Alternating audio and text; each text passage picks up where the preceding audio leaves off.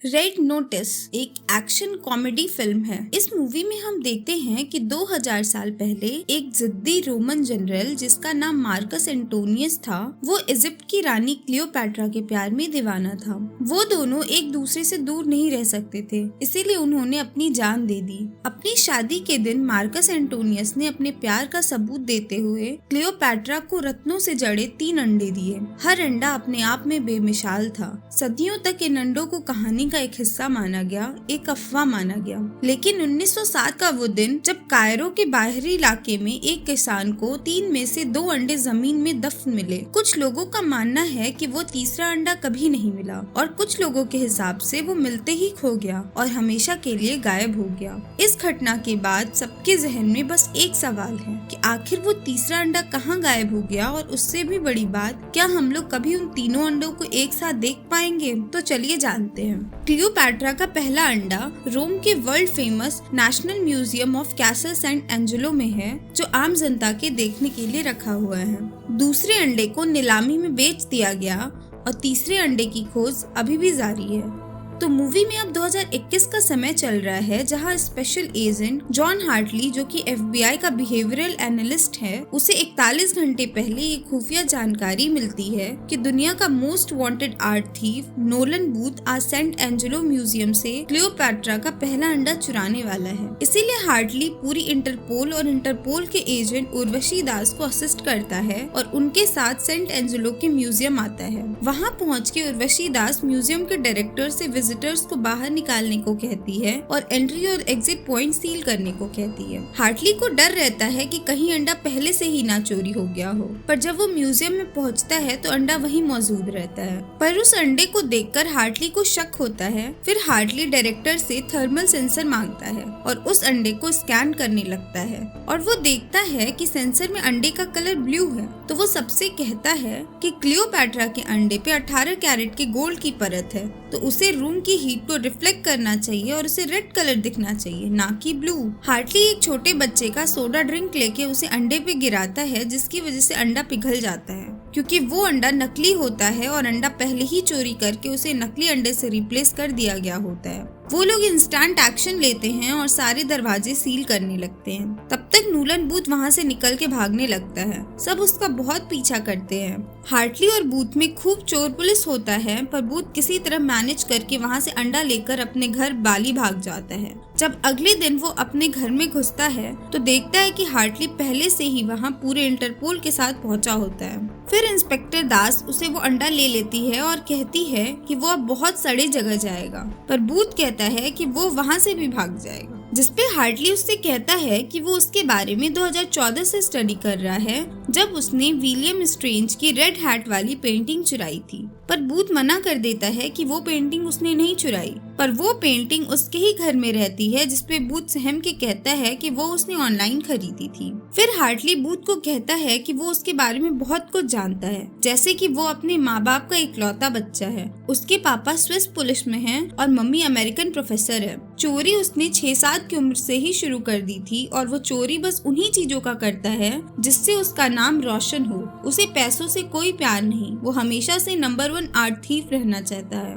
पर बूथ पूछता है कि आखिर उन्हें ये कैसे पता चला कि वो बाली में है, तो हार्टली बताता है उसे ये सब बिशप ने बताया। एक्चुअली बिशप नोलन बूथ की कॉम्पिटिटर रहती है, उसी ने हार्टली को म्यूजियम से अंडा चोरी होने की बात बताई थी। फिर सब बूथ को अरेस्ट कर लेते हैं और इंस्पेक्टर दास हार्टली से अंडे को दूसरे वैन में रखने को बोल के चली जाती है। जैसे ही हार्टली अंडा रख के वैन में आगे बैठने जाता है, बिशप आके अंडा रिप्लेस कर देती है और वहाँ से अंडा लेके भाग जाती है और ये लोग भी वहाँ से चले जाते हैं। अगले दिन इंस्पेक्टर दास हार्टली से मिलने आती है और वो उसे अंडा दिखाती है, जिसपे हार्टली थोड़ा शॉक होता है और पूछता है कि आखिर अंडा उसके पास क्या कर रहा है, जिसपे दास वो अंडा जमीन पे गिरा के तोड़ देती है। हार्टली कहता है कि मतलब बूथ ने उन्हें नकली अंडा दिया है, जिसपे दास उन्हें बताती है कि पहले उन्हें भी यही लगा था, पर अगर वो किसी को सिर्फ 72 घंटे पहले मिली हो, वो भी गवर्नमेंट लेटर के थ्रू, तो वो क्या जानेंगे उसके बारे में। इसीलिए उन्होंने क्वेंटिको के BOU के असिस्टेंट डायरेक्टर को कॉल किया, जिससे उन्हें पता चला कि जॉन हार्टली के बैंक अकाउंट अकाउंट में किसी एनक्रिप्टेड थर्ड पार्टी के थ्रू 80 लाख डॉलर ट्रांसफर हुए हैं, वो भी उसी दिन जिस दिन अंडा चोरी हुआ। ये सब सुन के हार्टली उससे बोलता है कि उसे फंसाया जा रहा है, ये बूथ या बिशप का काम हो सकता है। पर दास इन्वेस्टिगेशन पूरी होने तक हार्टली को अरेस्ट कर लेती है और उसे भी उसी रशियन प्रिजन में डाल दिया जाता है जहाँ बूथ को बंद किया गया था। बूथ हार्टली से बहुत फ्रैंकली बिहेव करता है। फिर जब वो दोनों खाना खाने जाते हैं तो बूथ हार्टली से कहता है कि बिशप ने एक साथ दोनों को रास्ते से हटा दिया और वो बताता है कि इजिप्ट का एक रईस ज्यादा अपनी बेटी, जिसका नाम उसने क्लियोपैट्रा रखा है, उसने शर्त रखी है कि अगर कोई भी वो तीनों अंडा उसके बेटी की शादी से पहले लाके उसे दे दिया तो वो उसे 30 करोड़ डॉलर देगा। फिर हार्टली कहता है कि तीसरे अंडे के बारे में तो किसी को कुछ नहीं पता है। तब बूथ कहता है कि वो पहले पहला अंडा चुराता और फिर बाद में दूसरा अंडा चुराता और फिर वो तीसरे अंडे का पता लगाता। हार्टली कहता है कि ब्यूरो इंटेल की जानकारी के हिसाब से दूसरा अंडा एक इंटरनेशनल आर्म्स डीलर के पास है, जिसपे बूथ बीच में बोलता है कि वो जानता है। उस आदमी का नाम है सोटो वोके। उसकी कुंडली उसने पहले ही निकाल रखी है। बचपन में सोटो वोके के बाप ने उसका गला घोटने की कोशिश की, जिसकी वजह से उसके अंदर कुछ केमिकल लोचा हुआ, जिसके बाद लोगों का गला घोटना उसका शौक बन गया है। इसके बाद भी उसे पार्टी करना बहुत पसंद है। वो अपने खरीदारों के लिए एक 7 स्टार से भी बड़े होटल जैसे घर में मास्क पार्टी करता है, पर किसी को ये नहीं पता कि उसी घर में ऊपर एक कमरे में उसने क्लियोपैट्रा का दूसरा अंडा रखा है। फिर जब ये दोनों खाना खाने मेस में जाते हैं तो बूथ वहाँ चिल्ला देता है कि हार्टली एक पुलिस वाला है, जिस पर वहाँ के एक कैदी से हार्टली का थोड़ा झगड़ा हो जाता है, जिसके बाद गार्ड्स इन दोनों को पकड़कर एक कमरे में लाते हैं। वहाँ बिशप होती है। वो बताती है कि उसने ही हार्टली के अकाउंट में 80 लाख डॉलर डाले थे ताकि वो फंस जाए और उस पे किसी का भी ध्यान ना जाए। फिर वो कहती है कि एक अंडा तो उसके पास पहले से मौजूद है और 48 घंटे में दूसरा भी आ जाएगा और तीसरा अंडा कहाँ है वो सिर्फ बूथ जानता है, इसीलिए वो उसे उसका पता बताए और यहाँ से फ्री हो जाए और बदले में उसे 10% मिलेगा। पर बूथ मना कर देता है, जिसपे बिशप कहती है कि वो उससे दूसरा अंडा चुराने के बाद मिलेगी, पर उस टाइम ये ऑफर 5% का हो जाएगा। फिर वो दोनों भी वहाँ से चले जाते हैं। दूसरे दिन काम करते वक्त हार्टली बूथ से टीम वर्क की बात करता है कि अगर वो दोनों मिल के बिशप के अगेंस्ट काम करे तो बूथ नंबर 1 आर्ट थीव बन जाएगा और बिशप को पकड़ के हार्टली अपनी बेगुनाही भी साबित कर देगा। रात को बूथ हार्टली को अपने पापा की कहानी बताता है कि वो एक अव्वल दर्जे का परफेक्ट चूतिया आदमी था। जब वो 8 साल का था तो उसके डैड को लगा कि उसने उनकी घड़ी चुराई है। उन्हें वो घड़ी बूथ से भी ज्यादा प्यारी थी। उन्होंने बूथ से पूछा कि क्या उसने घड़ी चुराई, जिसपे बूथ ने मना कर दिया, पर उसके बाद उन्होंने बूथ से बात करना बंद कर दिया। वो लगभग 1 साल तक इससे बात नहीं किए। फिर एक रात वो घर आके सीधे डिनर टेबल पे बैठ के बूथ से उसके होमवर्क के बारे में पूछते हैं। उनके हाथ में वो घड़ी थी जो गुम हो गई थी, पर बूथ ने उनकी बात का कोई जवाब नहीं दिया और 1 हफ्ते बाद वो बोर्डिंग स्कूल चला गया।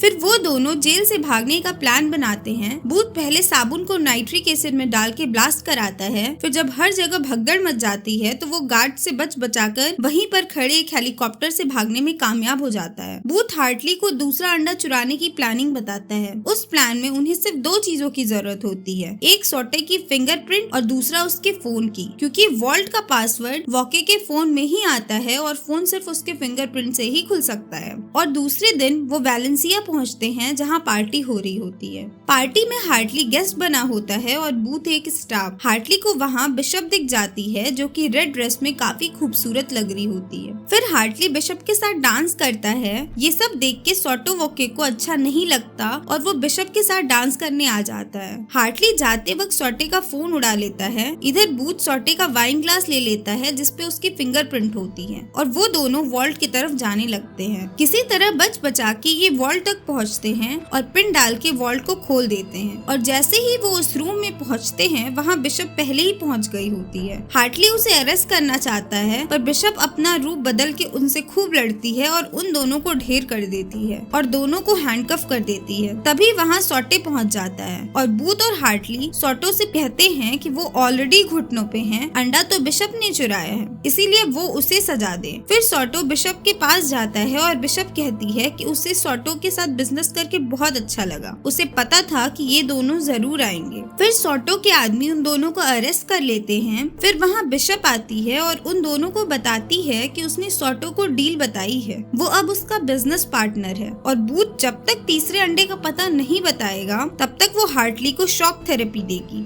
ये सब देख के बूथ उन्हें बता देता है कि तीसरा अंडा इजिप्ट के ग्रेट पिरामिड के गुप्त तहखाने में है। वो तहखाना क्वीन क्लियोपैट्रा का गुप्त मकबरा है। जब 2 अंडे खो गए थे तो तीसरा उन्होंने वहीं छुपा दिया था। ये सब सुन के बिशप को भरोसा हो जाता है कि बूथ सही कह रहा है और वो जश्न मनाने के लिए सॉटो के साथ शैंपेन पीती है। वो सॉटो के शैंपेन में गोली मिला देती है जिसकी वजह से वो बेहोश हो जाता है और वो गार्ड को भी मार के वहाँ से अंडा लेके भाग जाती है। तब तक सॉटो उठ जाता है और बेहोशी की हालत में गोली चलाने लगता है, पर इन दोनों को एक भी गोली नहीं लगती है और हार्टली अपना लॉक खोल के जाने लगता है, जिसपे बूथ उसकी मदद करने को बोलता है। पर हार्टली बोलता है कि वो जा रहा है बिशप को ढूंढने, पर बूथ बताता है कि उसने उसे गलत एड्रेस दिया है, इसीलिए वो उसका लॉक खोले और उसके साथ चले। फिर हार्टली उसे उसके साथ भगा ले जाता है। फिर बूथ हार्टली को तीसरे अंडे की कहानी बताता है। बूथ बताता है कि अप्रैल 1945 में रेड आर्मी ने हमला बोल दिया था। बर्लिन उनके हाथ में आ गया था।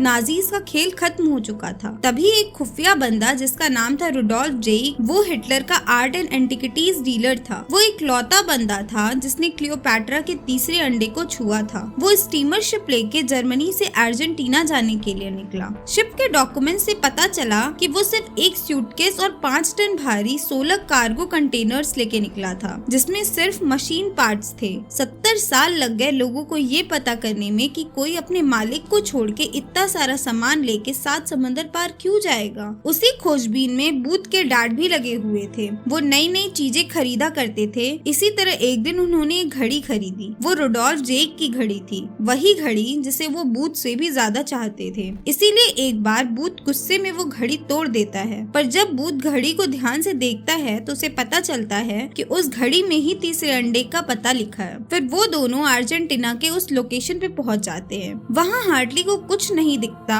और वो बूथ पे बहुत गुस्सा करता है, क्योंकि आज तक बूथ का कोई भी प्लान सक्सेसफुल नहीं हुआ था। फिर वो गुस्से में जमीन पे अपना बैग पटक देता है। तभी उसे कुछ मेटालिक आवाज सुनाई देती है। दोनों वहाँ गड्ढा खोदने लगते हैं और उन्हें वहाँ एक सुरंग दिखती है। वो किसी तरह उसके सीढ़ी से नीचे जाते हैं। नीचे एक बहुत बड़ा कमरा होता है। वहाँ पे एक रूम होता है जिसके अंदर एक लॉक रहता है। बूथ अपने पापा की घड़ी का डायल लगाता है जिससे वो दरवाजा खुल जाता है। वो सब दरवाजे के पीछे रखे सामान को देख के शॉक हो जाते हैं, क्योंकि वहाँ पे बहुत सारे आर्टिफैक्ट्स होते हैं। बहुत पुरानी गाड़ियाँ भी होती हैं। वहाँ पे एक 1931 मर्सिडीज बेंज ग्रॉसर 770 भी होती है, जो अब पूरी दुनिया में बस 3 है। बूथ बोलता है कि वो लोग उस छोटे से छेद से सारा सामान कैसे लाए होंगे, जिसपे हार्टली उन्हें बताता है कि ये जगह कोल माइन से जोड़ के बनाई गई है। वहाँ के शाफ्ट बहुत बड़े बड़े होते हैं और मीलों लंबे भी। फिर बूथ को वहाँ एक बॉक्स मिलता है जिसपे लिखा होता है क्लियोपैट्रा, और जब वो उसे खोलता है तो उसे तीसरा अंडा मिल जाता है।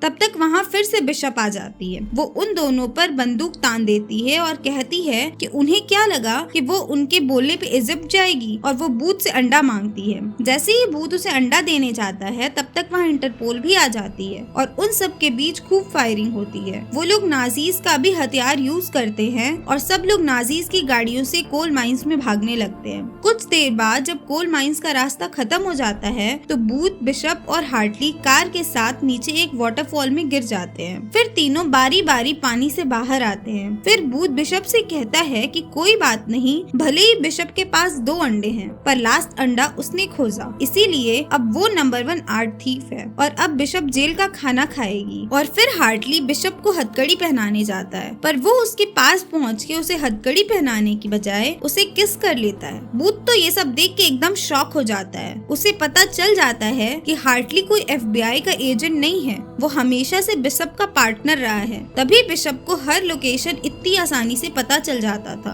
फिर बूथ उसे वो तीसरा अंडा दे देता है और ये दोनों उसे एक पेड़ से बांध के कायरो चले जाते हैं, जहाँ वो इजिप्टियन बिलियनियर की बेटी की शादी हो रही थी। ये दोनों उसे ये 3 अंडा दे के $30 करोड़ का सौदा कर लेते हैं। तब तक वहाँ इंटरपोल आ जाती है और उस बिलियनर, उसकी बेटी और तीनों अंडों को कब्जे में कर लेती है और हार्टली और बिशप अपना पैसा लेके वहाँ से चले जाते हैं। 6 महीने बाद जब हार्टली और बूथ सार्डिनिया के अपने याच में रहते हैं, तभी वहाँ बूथ पहुँच जाता है, जो जेल से फरार हो गया था। वो उन्हें बताता है कि उसने इंटरपोल से कह के उन दोनों के अकाउंट से वो 80 लाख डॉलर निकलवा दिए। अब वो तीनों एक लेवल पे हैं और वो उन्हें एक हाइस्ट को ऑफर देता है जिसमें 3 चोरों की जरूरत होती है। वो मान जाते हैं और वहाँ से भाग जाते हैं। इंस्पेक्टर दास उन तीनों के लिए रेड नोटिस निकालती हैं और इधर ये 3 अपने नए हाइस्ट के लिए पेरिस पहुँच जाते हैं और यहाँ पे मूवी खत्म हो जाती है। आप नीचे कमेंट्स में बताइए कि आगे इनका रास्ता कितना मुश्किल होगा। कहीं ये दोनों बूथ को वापस से धोखा तो नहीं देंगे। वीडियो अच्छी लगी हो तो लाइक करें, शेयर करें और हमारे चैनल को सब्सक्राइब करें।